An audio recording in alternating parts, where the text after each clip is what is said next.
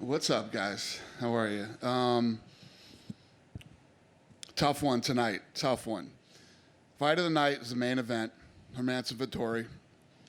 And then Jordan Levitt, one of the nastiest slams I've ever seen. And then we went with Gabriel Benitez with that knee to the body. Sure, some of you agree, disagree. What?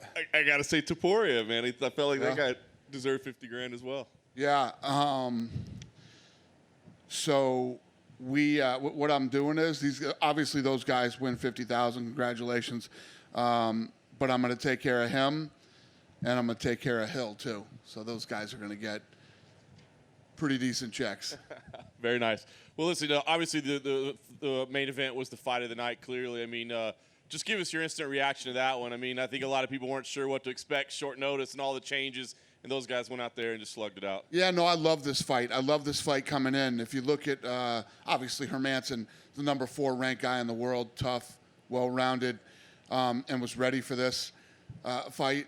And then Vettori has fought Israel Adesanya, probably the best out of everybody. And I expected this to be a good fight, and it lived up to exactly what I expected. As you move forward with Vettori, he was kind of low down the rankings, right? He had been waiting for a big moment like this. I don't know how far he'll jump up, but do you now see him as a guy that's like big fight next? I think he breaks into the top 5 with this one, yeah. I think he breaks into the top 5. First Italian to ever do it. You know, it's a big deal. It was an important fight in that division, and I'm excited for him. I think that kid's ready for anything.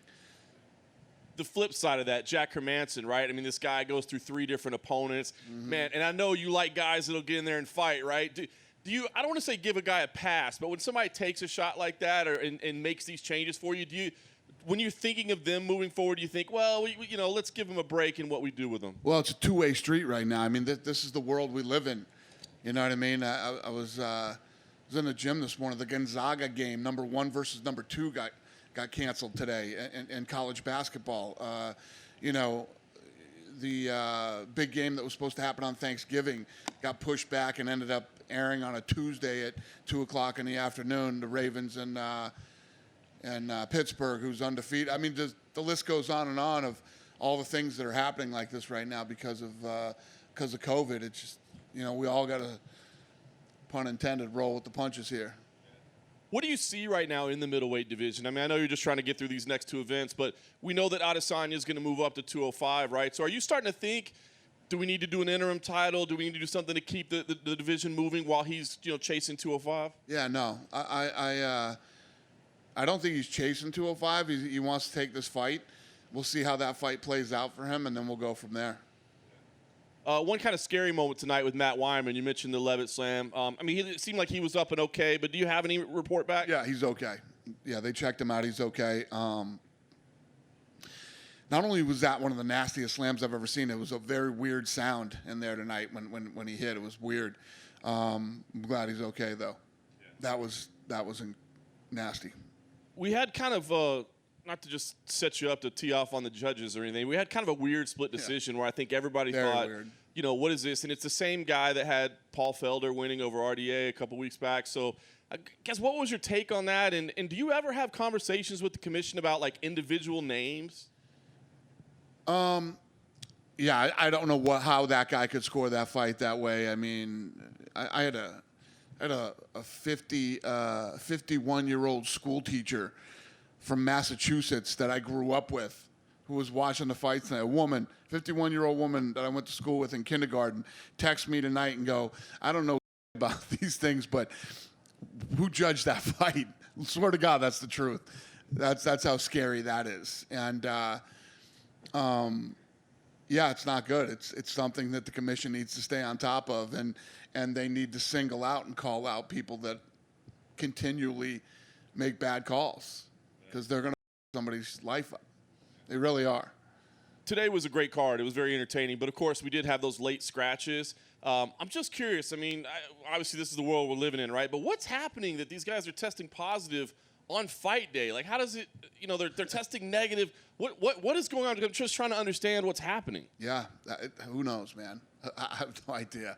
It's the COVID thing is more rampant now than another friend that I talked to today who lives on an island out in Alaska somewhere where they have a population of less than 4,000 people. Over 40 people have COVID there now, and it's like a big, huge deal. This stuff is definitely spreading. It's when we were first going through this stuff, I didn't know anybody that had it, and then one employee came up with it and then got through it quick. But personally, somebody that I was friends with hadn't had it. It's like everybody's got it. You know what I mean? When people test positive on fight day, I mean, do you look at that as, well, see, the system is working, or do you see it as like, well, how is this happening on our fight weeks? Yeah.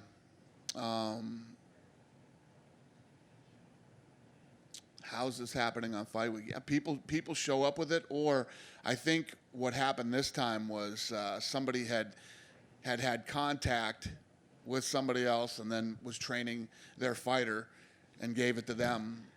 I don't know exactly what the deal was, but yeah, I don't know. Fair enough. Last thing for me, surprise news yesterday with the release of Yoel Romero. Can you explain to us what happened there? Why Yoel is no longer with the UFC? Well, it's not just Yoel. I mean, we're going to go through some serious cuts here at the end of the year. Probably going to have 60 cuts coming up before the first of the year. And Yoel is lost 4 of his last 5. He's 44 years old. Our roster is very inflated right now.